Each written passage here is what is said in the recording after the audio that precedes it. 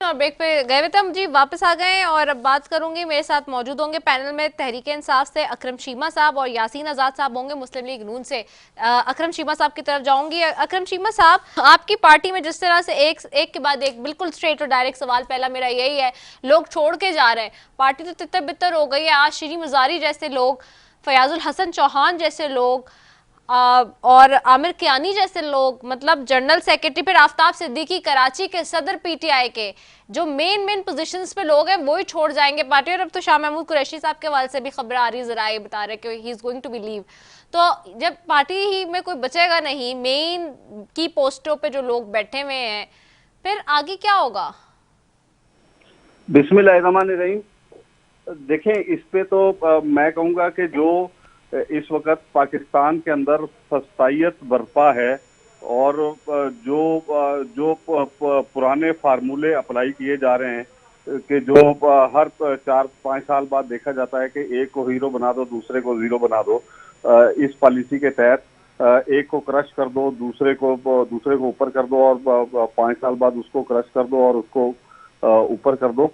तो ये सियासत मैं समझता हूँ कि 2023 के अंदर नहीं चलने वाली।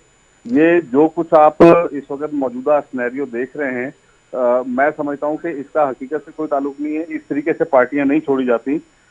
जिस तरीके से ये तरीकाकार अपनाया जा रहा है, वही पुराने फार्मूले हैं, वही छांगा मांगा टाइप सियासत है, वही लोगों को ब्लैकमेल करके, किसी को किस तरीके से ब्लैकमेल करके, किसी को किस तरीके से ब्लैकमेल करके वफादारियां तब्दील कराने की भरपूर कोशिश हो रही है। मैं समझता हूं कि इसमें ये बहुत बुरी तरीके से नाकाम होंगे और इंशाल्लाह ताला वक्त बताएगा कि ये मेरे अच्छा, अल्फाज आप लोगों अपने। को खान साहब को इस बात का रियलाइजेशन हो रहा है, आप लोग को आपकी पार्टी में इस बात का एहसास आया है कि I have to ask this because people are talking about this question, that is why I am asking, क्योंकि इस वक्त सोशल मीडिया पे भी बहस है, एक हलकों में भी ये बात हो रही है कि क्या इस बात का ऐसा कि हम 2018 में जब, यानी कि जब आपकी हुकूमत आई, तो उस वक्त ये आपको उस तरह की जारहाना पॉलिसी सियासतदानों के खिलाफ नहीं अपनानी चाहिए थी जो आपने अपनाई, जिसकी वजह से आपको भी उसी मुश्किलात का सामना करना पड़ रहा है? देखिए, सियासी कारकुन होने के नाते मैं तो कतन भी, क्योंकि मैं खुद सियासी कारकुन हूँ और मैं खुद इस इंतहा पसंदाना तरीका सियासत का शिकार भी रहा हूँ और अब भी शिकार हूँ, इस वक्त भी शिकार हूँ मैं। अब भी मेरे ऊपर 780A के तहत दो तीन FIR कटी हुई हैं, जबकि अपना 28 मई को मेरी अपनी कॉन्स्टिट्यूएंसी NA 239 के अंदर पोलिंग भी अनाउंस कर दी गई है। 10 तारीख को मेरे ऊपर FIR लॉन्च होती हैं और 11 तारीख को जो है ना, इलेक्शन कमीशन जो है मेरी सीट के ऊपर इलेक्शन अनाउंस कर देता है। और मेरे तमाम कारकुनान जो हैं इस वक्त रुपोशी की जिंदगी में गुजार रहे हैं और बहुत सारे कारकुनान पकड़ के जेलों में ठूंस दिए गए हैं। तो उनकी फैमिलीज के इश्यूज हैं, वो उनके लिए तमाम उनके जो पीछे लोग हैं वो इस वक्त सख्त परेशानी की हालत में। तो मैं समझता हूं कि ये क्रैश करके, अगर इस तरीके से अगर पार्टियों को क्रैश करके वो होता, तो आज तक फलस्तीन के अंदर मुजाहिमत खत्म हो चुकी होती, कश्मीर के अंदर मुजाहिमत खत्म हो चुकी होती। तो मैं समझता हूं कि इनको होश के नाखून लेने चाहिए। पाकिस्तान अब मजीद किसी साने का मुतहम्मिल नहीं हो सकता। ये तर्ज सियासत बहुत पुराना हो चुका है और ये 2023 में नहीं चलने वाला। ओके, यासीन आजाद साहब आपकी तरफ आऊंगी। यासीन साहब, आपको आवाज आ रही है? यासीन आजाद साहब, आपको मेरी आवाज आ रही है? आ रही है, बिल्कुल आ रही है। अच्छा यासीन आजाद साहब, एक तो बहुत शुक्रिया कि आप प्रोग्राम में ज्वाइन किया। दूसरा अहम बात यह कि जिस तरह से पाकिस्तान तहरीक इंसाफ के साथ किया जा रहा है, फर्द वाहिद जमात है ऑपोजिशन की, एक ऑपोजिशन की जमात के साथ भी आप लोगों ने जो वो गिला कर रहे हैं कि जी उस तरह से क्रश करने की बार बार बात हो रही है कि किया जा रहा है। क्या 2018 में जो PTI की पॉलिसी थी कि क्रश कर दो सियासी जमातों को, वही पॉलिसी इस वक्त अपना के आपको ये अंदाजा नहीं हो रहा कि माजी से सियासतदानों ने कुछ नहीं सीखा? देखिए, पहली बात यह है कि आप 2018 को 2023 से कंपेयर नहीं कर सकते, नंबर 1। नंबर 2, जो बात आप कर रही हैं मैं आपकी बात से 100% एग्री कर लेता। शर्त ये थी कि जो कुछ 9 मई को हुआ वो ना होता, और 9 मई को जो कुछ हुआ वो पूरी दुनिया ने देखा, और स्पेशली हिंदुस्तान ने उस मामले पे एक किस्म का जश्न बनाया अपना। और हिंदुस्तान की मीडिया ने ये बात कही कि जो काम हम 75 साल में नहीं कर सके वो काम इमरान खान साहब ने करके दिखाया, लिहाजा वो हमारे मुहसिन है, हमारे लिए सब कुछ है। पर आप क्यों भूल गई हैं कि क्या ये सूरत हाल जब अल्ताफ हुसैन इस तरह की गलतियाँ की थी तो क्या अल्ताफ हुसैन को इन मामला की सजा नहीं दी गई? क्या अल्ताफ हुसैन को आपने तो उस वक्त आपने कोई आवाज़ उठाई? नंबर 2, अब अगर आप ये बात कर भी रहे हैं तो पहले ये बता दें कि 9 मई को जो कुछ हुआ मैं और आप इसको क्या नज़रअंदाज कर सकते हैं? क्या कभी आपने सुना कि GHQ पे हमला हुआ? क्या अगर आपने सुना कि कोर कमांडर के हमले पे हमला हुआ? क्या आपने सुना कि रेडियो पाकिस्तान को जला दिया गया? क्या आपने सुना कि ये जितने लोग हैं आज जो तौबा तायब करते हुए भाग रहे हैं अपनी जमात से, वो अपनी गलतियों की सजा भुगत रहे हैं?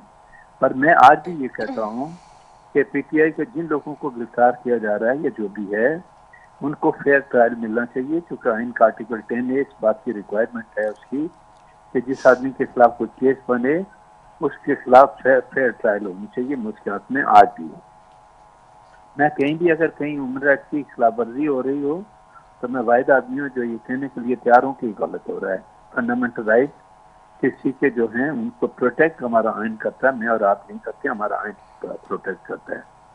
लेकिन बदकिस्मती ये है कि जो कुछ 9 मई को हुआ, फिर 10 को हुआ, जो 11 को हुआ, और आज PTI को इस हाल में पहुँचाने में तहरीक इंसाफ के जो हमारे कायद हैं उनको उसका क्रेडिट जाता है।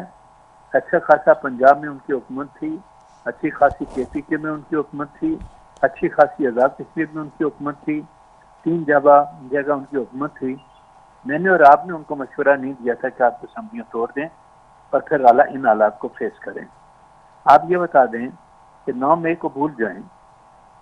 आज दिन तक पाकिस्तान में मेरे अपने तजर्बे के मुताबिक जितने सियासतदानों को गिरफ्तार किया गया माजी में, मैंने आसिफ अली जरदारी को भी 14 साल जेल में देखा, मियां नवाज शरीफ को हाईजैकिंग केस में सजा हुई, लाइफ इम्प्रिजनमेंट हुई, दूसरी दफा उनको जलावतन किया गया, फिर अकामा के ग्राउंड पे आपने उनको लाइफ के लिए डिस्क्वालीफाई किया गया, लेकिन उन्होंने अपने आप को नहीं बचाया, फेस किया लीगल प्रोसीडिंग को। पर ये वह सियासतदान है जो लीगल प्रोसीडिंग को फेस करने के लिए तैयार नहीं है। और मुझे अफसोस इस बात का है कि अभी तक मुझे तहरीक इंसाफ में एक भी मर्द नजर नहीं आया जिसको गिरफ्तारी और वो कहे कि मैं गिरफ्तारी को फेस करने के लिए तैयार हूँ, अंडरटेकिंग देके जेल से बाहर नहीं आता। माजी में जिन सियासतदानों को गिरफ्तार किया गया, जिनको 20-22 महीने तक अपने जेलों में रखा, नवाज शरीफ को अपने जेल में रखा, उसकी बेटी को जेल के अंदर जाकर बाप के सामने गिरफ्तार करके ले गए। उस वक्त तो जो लोग आज रोना रो रहे हैं, पर अभी थोड़ी देर पहले मैं देख रहा था कि PTI की सरबराह कहते हैं कि इंसानी बुनियादी हकूक़ को प्रोटेक्ट करने वाली तंजीमें कहाँ गई। दूसरा जुमला उन्होंने बोला कि माजी में जबरन तलाक होती थी, लेकिन जबरन जो है अब पार्टी वफादारियाँ बदली की जा रही हैं। मैं ये कहता हूँ कि इन तमाम गलतियों की जिम्मेदारी मैं बराह रास्त इमरान खान पर डालता हूँ। पार्टी को तबाह बर्बाद करने में उनका खुद का हाथ है, पर जिस तरह मैंने कहा कि हुकूमतों को खत्म करने में उनका हाथ है। अच्छा खासा सिस्टम उनका चल रहा था, वो अपना टाइम पीरियड पूरा कर सकते थे। 3.5-4 साल उन्होंने हुकूमत की, और हुकूमत करते वक्त वो ये कहते थे कि जनाब बाजवा जैसा शरीफ आदमी कोई नहीं है, वो एक जमहूरी आदमी है। 3.5 साल आपने बाजवा के सर पर बैठकर मजे किए, हुकूमत की, लोगों को धमकियां दी, और आज उसी बाजवा की माँ बहन आप एक कर रहे हैं।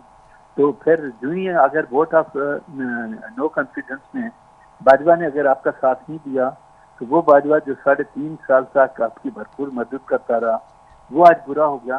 तो मैं ये कहता हूँ कि मैं आज भी ये कहता हूँ कि PTI के जिन लोगों को गिरफ्तार किया जा रहा है उनको ऑर्डिनरी अदालतों में ले जाएं, उनको केस अगर बनता है तो बनाएं, लेकिन उनको पूरा मौका दें, लेकिन वो जेलों में ठहरने के लिए कोई तैयार ही आए नहीं। मैंने फवाद चौधरी को जिस अंदाज से इस्लामाबाद हाईकोर्ट से भागते हुए देखा, मैंने अपनी जिंदगी में किसी पॉलिटिकल वर्कर को इस तरह से भागते हुए कभी नहीं देखा। तो इन हालात में आप ये खुद बता दें कि मौजूदा हालात की जिम्मेदारी क्या इमरान खान साहब पर आयद नहीं होती? मेरे नजदीक होती है। वह अपनी पार्टी को बचाने चाहते, बजाय डायरेक्ट फौज को हिट करने के, एस्टेब्लिशमेंट को हिट करने के लिए उन लोगों को हिट करते जो फौज के अंदर बड़े लोग हैं या वो कानून की खिलाफवर्जी करते हैं। आप पूरे इदारे को बुरा भला कर रहे हैं। और अब जो सूरत हाल है, जो काम पहले एस्टेब्लिशमेंट कर रही थी, अब वो किसी हद तक हमारी अदालतों ने शुरू कर दिया। ये मामला ऐसे हैं, मैं तो मैडम आपके प्रोग्राम के हवाले से कहता हूँ कि हम सारे मिलकर पाकिस्तान को तबाह बर्बाद कर रहे हैं। पाकिस्तान है तो हम हैं, पाकिस्तान नहीं है तो कुछ भी नहीं है। क्या हमने मशरक़ी पाकिस्तान से सबक हासिल किया? नहीं किया।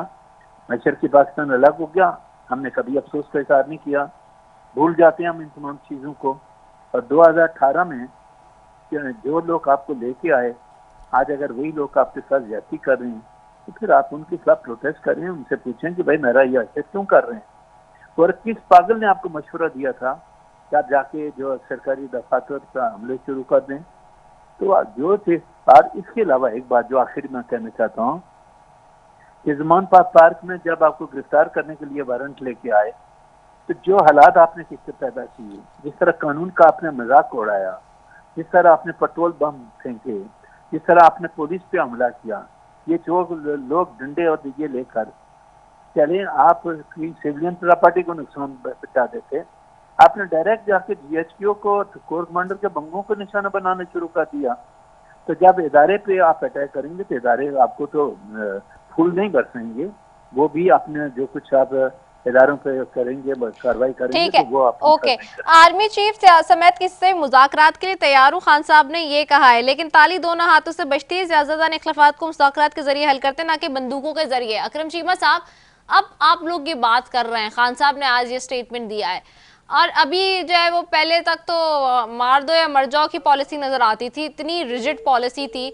अब सारी सिचुएशन में जो ये बात कर रहे हैं खान साहब, तो पहले ही इस बात को मद्देनजर रख लेते।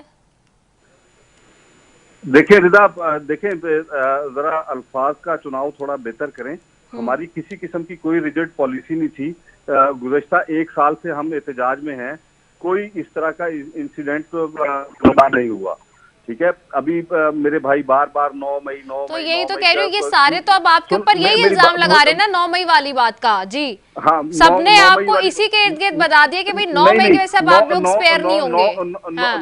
9 मई की अगर बात करते हैं तो इसी कराची शहर के अंदर 12 मई भी हुआ था, जिसमें 100 लोगों को शहीद कर दिया गया था और सरेआम सड़कों पे और चौकों पे गोलियां मारी गई थी। और उस वक्त भी शाम को किसी ने आके मुक्का लहरा के कहा था कि देखी मेरी पावर। तो देखें, इस तरह की बातें नहीं करनी चाहिए। ये देखें, सबसे पहले तो मैं इस बात को की पुरजोर मजम्मत करता हूं कि जिन लोगों ने भी इन तनसीबात पे कोर कमांडर साहब के घर पे या जहाज जलाने की हरकत की है, या इसके अलावा जो भी इस तरह के इंसिडेंट हुए हैं, हमारी फौज के ऊपर हमला करने की कोशिश की गई है, उन लोगों को कतन मैं कहता हूं कि माफ नहीं करना चाहिए। उन लोगों को कानून के कटहरे में लाके उनको करार वाकई सजाएं देनी चाहिए, ताकि हमारे मुल्क के ऊपर आंच ना आए। ये मुल्की सालमियत का मामला है, इसमें कोई दो राय नहीं है। लेकिन मैं ये कहता हूं कि इस वाक़े को आड़ बना के जो पाकिस्तान तहरीक इंसाफ के साथ पूरे मुल्क में क्रैकडाउन किया जा रहा है, वो सरासर जालिमाना और फसाइयत की एक बदतरीन मिसाल इस वक्त मुल्क के अंदर कायम है। जिसकी लाठी उसकी भैंस का कानून इस मुल्क के अंदर चल रहा है। तो मैं समझता हूं कि इस चीज को बंद होना चाहिए। ये 2023 है, खुदारा होश के नाखून लें और इस तरह की चीजों से परहेज करें। देखें, मैं ये कहता हूं कि इस मुल्क के अंदर किसी को भी इजाजत नहीं होनी चाहिए कि मुल्क की सरहदों के मुहाफिज इदारों के अमला के ऊपर या उनकी तनसीबात के ऊपर कोई भी पाकिस्तानी ये सोचे भी। मैं कहता हूं कि जो ये बंदा सोचता भी है हमला करने का, उसको भी कानून के कटहरे में लाना चाहिए।